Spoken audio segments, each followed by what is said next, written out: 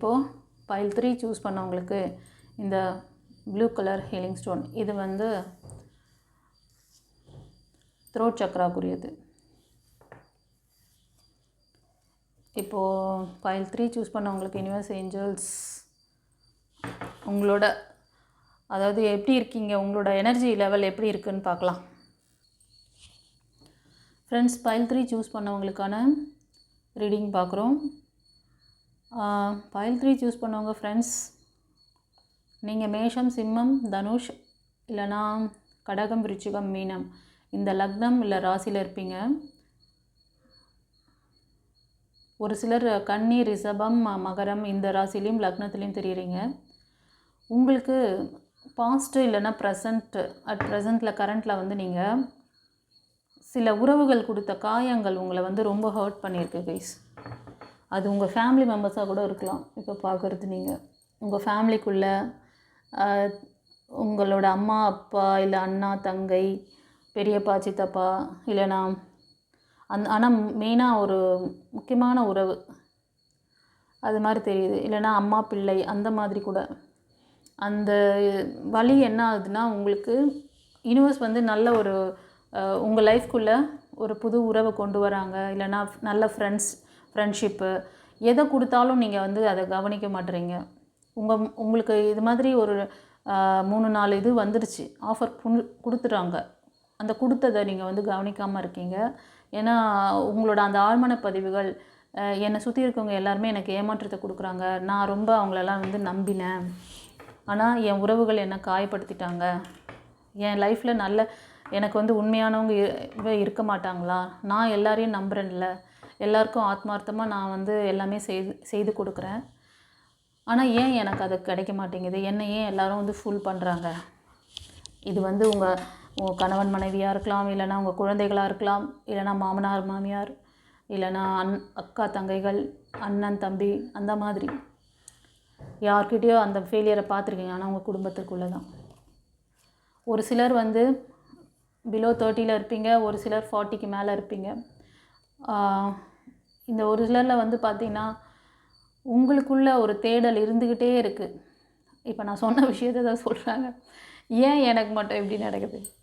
நானும் இவ்வளோ நாளாக என் எக்ஸ்பீரியன்ஸில் ஒரு சிலருக்கு அபவ் 40-45 இருப்பீங்க. அவங்க சொல்கிறது எனக்கு மட்டும் ஏன் கடவுள் வந்து என் ஃபேமிலியில் இந்த மாதிரி நான் வந்து என்னை வந்து இது பண்ணுறாங்க, எனக்கான அந்த அன்பான உறவு எனக்கு கிடைக்காதா அப்படி சொல்லி அந்த மாதிரி யார் இருப்பாங்க என்னோடதில் அப்படின்னு சொல்லிட்டு அப்படியே சர்ச் பண்ணிகிட்டே இருக்கீங்க.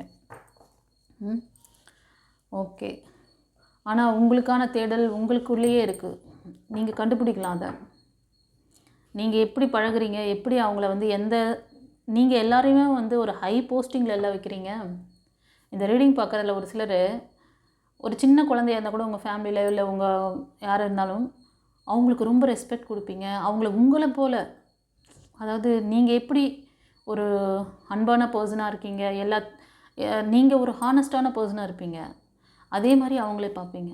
அவங்களும் அது மாதிரி உங்கள் ஈக்குவல் ஏஜ் இல்லைனா உங்களுக்கு மேலே இருக்காங்க அவங்க எப்படி, ஆனால் அவங்க அதுக்கெலாம் ஒர்த்தாகவே இருக்க மாட்டாங்க. அந்த ஒர்த் இல்லாத பர்சனுக்கு நீங்கள் ஒர்த்து கொடுக்குறீங்க.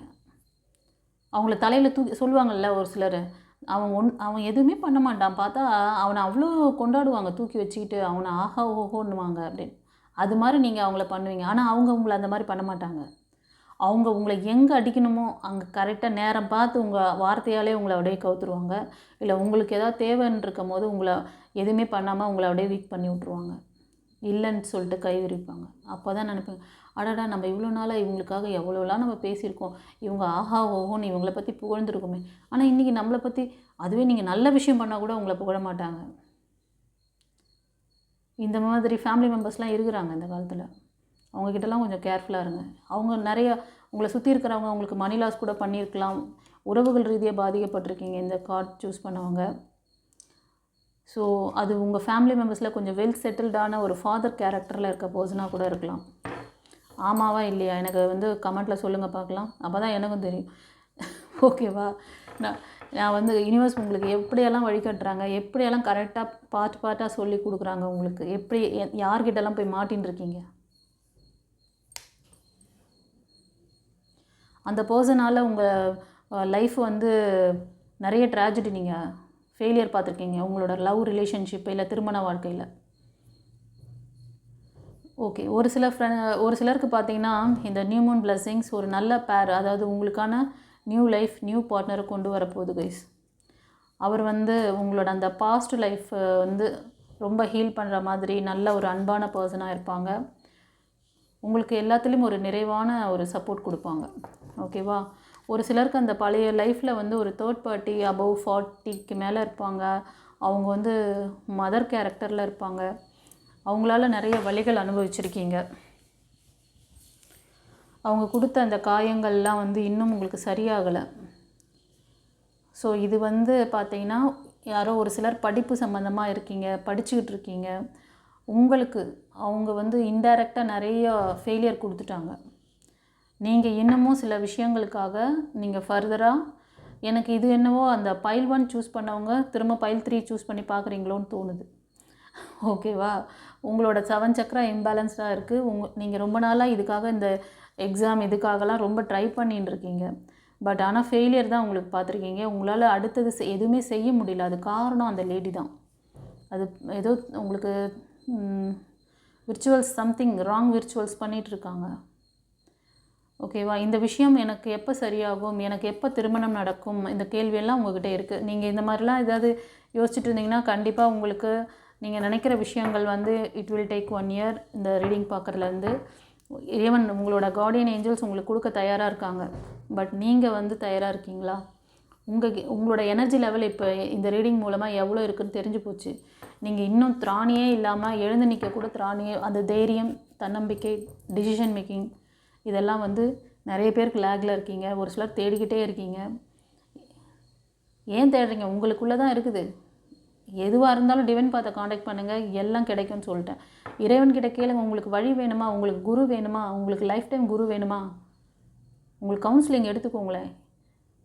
சரியான இன்றைக்கி சுச்சுவேஷனுக்கு, இன்றைக்கி இருக்கிற காலகட்டத்துக்கு. ஏன்னா எங்கே திரும்பினாலும் ஒரே ஜெல்லஸு, இப்போது போட்டி, பொறாமை, ஈவிலை, இல்லைனா அடுத்தவன் நல்ல ஒரு படிப்பு. நான் இந்த ரீடிங்கில் பார்க்கும்போது படிப்பு சம்மந்தமான விஷயங்களுக்கு கூட வந்து ஒரு பொண்ணு ஒரு அது ஃபீமேல் எனர்ஜியாக தான் தெரியுது. அதை இன்னொரு ஃபீமேல் எனர்ஜி தான் அது வந்து இது பண்ணுது. அவ்வளோ அப்படி என்னங்க ஒருத்தவங்க வளர்கிறதில் பார்த்து அவ்வளோ எரிச்சல் உங்களுக்கு? இதெல்லாம் ரொம்ப, அதுவும் பெண் பாவம் பொல்லாதது சொல்லுவாங்க. பெண்கள் விஷயத்தில் விளையாடாதாங்க. எவ்வளோ மேக்ஸிமம் முடியுதோ பெண்களுக்கு ஹெல்ப் பண்ணுங்கள் கைஸ். அது உங்கள் வீட்டுக்கு நியூவாக வர மருமகளாக இருந்தாலும் சரி, இல்லை உங்கள் கூட ஒர்க் பண்ணுற கொலீக்ஸாக இருந்தாலும் சரி, உங்கள் கூட படிக்கிறவங்களாக இருந்தாலும் சரி, ப்ளீஸ் தயவு செஞ்சு வந்து பெண்களுக்கு ஹெல்ப் பண்ணுங்கள். அதே மாதிரி பெண்களையும் சொல்கிறேன் நான், பெண்களுக்கு பெண்களே எதிரியாக இருக்காதீங்க. ரொம்ப வார்த்தைகள் பேசுகிறது, ஒருத்தரை ரொம்ப அதாவது தன்னை போல் அதாவது நேசிக்க முடியலனா கூட அந்த மாதிரி அவங்கள வந்து ஹர்ட் பண்ணாமல் இருங்க. அவங்களாம் ஏதாவது பேசுனாங்கன்னா என்ன கேட்குறாங்க, என்ன பேசுகிறாங்க, அவங்களுக்கு ஒரு மதிப்பு கொடுங்க. சில பெண்கள் பண்ணுற தப்புனால பெண்கள் எல்லாரையுமே அப்படி சொல்லிட முடியாது இல்லையா? அதனால் இந்த ரீடிங்கில் வந்துச்சு, நான் சொன்னேன். சரி, ஓகே. இப்போது ஏஞ்சல்ஸ் என்ன சொல்கிறாங்கன்னு பார்க்கலாம். உங்களுக்கு ட்ரஸ்ட் பண்ண சொல்கிறாங்க. ஏன்னா இந்த ரீடிங் பார்க்குறவங்களுக்கு அது ரொம்ப கம்மியாக இருக்குது போல இருக்குது. அதனால் ட்ரஸ்ட் பண்ண சொல்கிறாங்க. ஏஞ்சல்ஸ், யூனிவர்ஸ், இறைவன் இருக்கார், நம்புங்க, நடக்கும், நல்லது நடக்கும். அவர் கொடுக்குற அந்த பிளஸ்ஸிங்கை வாங்கிக்கோங்க, அந்த ஆசீர்வாதங்களை வாங்குங்க. உங்களுக்கு ஏதாவது ஹீலிங் இதெல்லாம் தேவைப்பட்டதுன்னா அந்த கிளாஸ் கூட சொல்லியிருக்கேன். இந்த பதிவில் சொன்னேன்னா ஞாபகம் இல்லை, இந்த பதிவில் சொல்லலைன்னு நினைக்கிறேன். ஏன்னா அமாவாசை முடிஞ்சு 3ஆம் பிறை வருதில்ல, அப்போ வந்து கிளாஸஸ் இருக்குது, இனிஷியேஷன் கொடுக்குறேன். உங்களோட ஆரா சக்ரா வந்து பவர் பண்ணிக்கோங்க. லைஃப் டைம் கோச்சிங் கிளாஸ் இருக்குது, அதை ஜாயின் பண்ணுங்கள். இந்த மாதிரி பிரச்சனையிலேருந்து நிரந்தரமாக ஒரு தீர்வு. ஓகே. மற்றபடி நிறைய இந்த மாதிரி லேக்கில் இருக்கிறவங்களுக்கு, ஏன்னா ஒவ்வொருத்தரும் ஒவ்வொரு சுச்சுவேஷனில் இருக்கீங்களா, ஏஜ் குரூப்பில் இருக்கீங்க, ராசியில் இருக்கீங்க, நட்சத்திரத்தில் அந்த ராசிகள், அந்த லக்னம் அதெல்லாம் வந்து சொல்லிட்டேன் நான். அப்புறம் உங்களுக்கு நீங்கள் தான் முடிவெடுக்கணும், பார்த்துக்கோங்க. கடவுள் உங்களை வந்து நம்பிக்கையோடு இருங்க, எல்லாம் நல்லதே நடக்கும் அப்படிங்கிறாங்க. உங்கள்கிட்ட இருக்க உங்களோட எனர்ஜி லெவல் என்ன அப்படிங்கிறத சொல்லிட்டாங்க. உங்களோட எனர்ஜி லெவல் எந்த அளவுக்கு இருக்குதுன்னு பார்த்துக்கிட்டிங்கல்ல, உங்கள் எனர்ஜியை பூஸ்ட் பண்ணுங்கள். இந்த நியூ மூன் டேயில் இறைவன் கொடுக்குற அந்த பிளஸ்ஸிங்கை வாங்குங்க. ஓகே, நாங்கள் ரெடி, நீங்கள் ரெடியா கைஸ்? சரி, இந்த ரீடிங் எப்படி இருந்ததுன்னு சொல்லிவிட்டு கமெண்ட்டில் பதிவிடுங்க. நான் சொன்ன விஷயங்கள் பைல் 3க்கு எந்த மாதிரிலாம் ரெசனேட் ஆச்சுட்டு அப்படின்றத எனக்கு சொல்லுங்கள். உங்களுக்கு ஏதாவது கிளாஸஸ் வேணும்னா 2ஆம் தேதிக்கு முன்னாடி புக் பண்ணிக்கோங்க கைஸ். ஓகேவா? God bless you. குருச்சரணம்.